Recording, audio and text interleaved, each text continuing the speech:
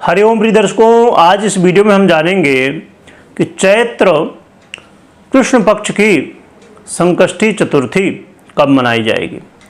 संकष्टी चतुर्थी चैत्र की ये जो मनाई जा रही है इसमें थोड़ा सा कन्फ्यूजन है, क्योंकि चतुर्थी का व्रत भगवान गणपति को ये अर्पित है और भगवान गणपति की आराधना करने से जीवन में हरेक विघ्न बाधाएं दूर होती हैं और हरेक इच्छाएं पूर्ण होती है। भगवान गणपति एक ऐसे देवता हैं जिनसे शास्त्रों ने कहा है कि हरेक कामना के लिए इनकी आराधना पूजन आप कर सकते हैं।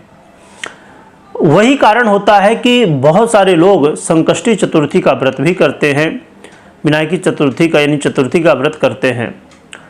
तो इस बार चैत्र कृष्ण पक्ष की ये जो चतुर्थी है इसमें कन्फ्यूजन है 17 तारीख या 18 तारीख, क्योंकि 17 तारीख को शाम को 7:32 में चतुर्थी आ जाएगी और ये 17 तारीख सोमवार को मार्च में, और फिर 18 तारीख को 22:08 यानी कि रात को 10:08 तक चतुर्थी मंगलवार को रहेगी।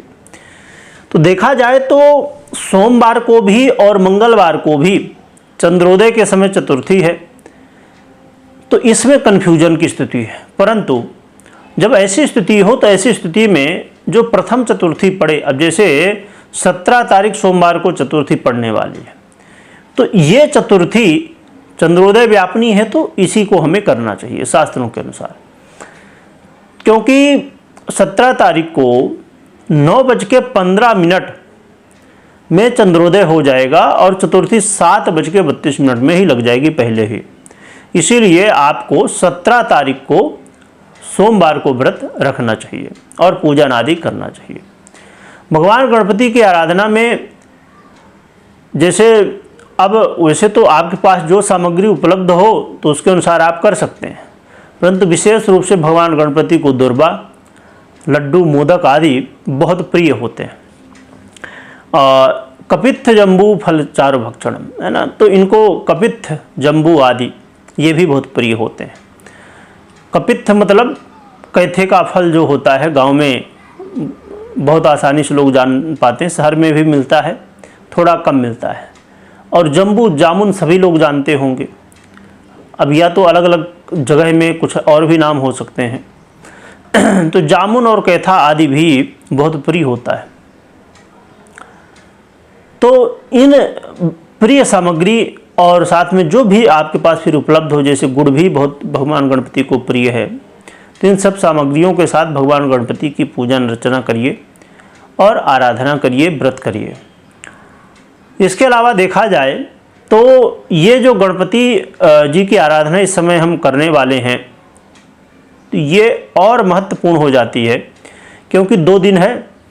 तो यदि आपके जीवन में ऐसी स्थिति है कि बड़ा कन्फ्यूजन रहता है, बड़ा मानसिक तनाव रहता है और आप अपने जीवन में निर्णय नहीं ले पाते हैं, मन भटकता रहता है ना, क्या करें क्या ना करें, ऐसी स्थिति है, तो ऐसी स्थिति में आप विशेष रूप से 17 तारीख को व्रत करें और इस दिन चंद्रमा की पूजा करने से एक तो गणेश चतुर्थी की पूजा तो होगी ही, चंद्रमा की पूजा होगी ही, साथ में चंद्र ग्रह से संबंधित दोषों का भी शमन होगा।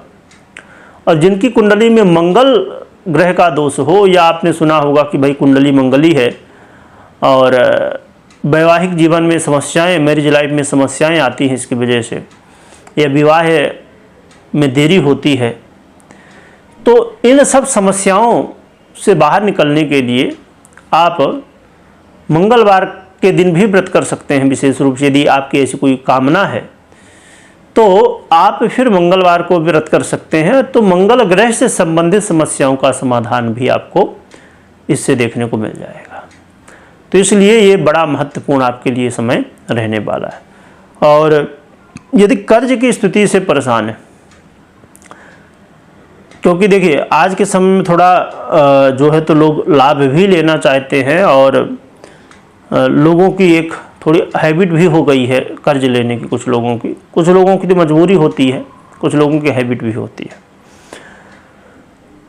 और कर्ज लेना ठीक है, जिसकी जैसी मतलब सामर्थ्य या समझ है तो लेते हैं हम। पर जब कई बार जब फंस जाते हैं कर्ज लेके, मतलब दे नहीं पा रहे हैं या कारण कोई भी इसके पीछे हो सकता है, तो यदि ऐसी स्थिति है कि कर्ज नहीं चुका पा रहे हैं, तो ऐसी स्थिति में ये मंगलवार को जब चतुर्थी पड़ती है तो इसका व्रत करने से, और विशेष रूप से भगवान गणपति से प्रार्थना करिए कि आपके जीवन में जो कर्ज की लोन की स्थिति है ये दूर हो जाए। तो इससे जो है तो भगवान की कृपा से मुक्ति मिलती है। कर्ज से बाहर निकलने के लिए कोई न कोई रास्ता भगवान देते हैं। तो ये भी बड़ा महत्वपूर्ण रहने वाला है। कमेंट में ओम गंगणपतये नमः लिखिएगा, लिखने के साथ स्मरण करिएगा। वीडियो देखने के लिए बहुत बहुत धन्यवाद।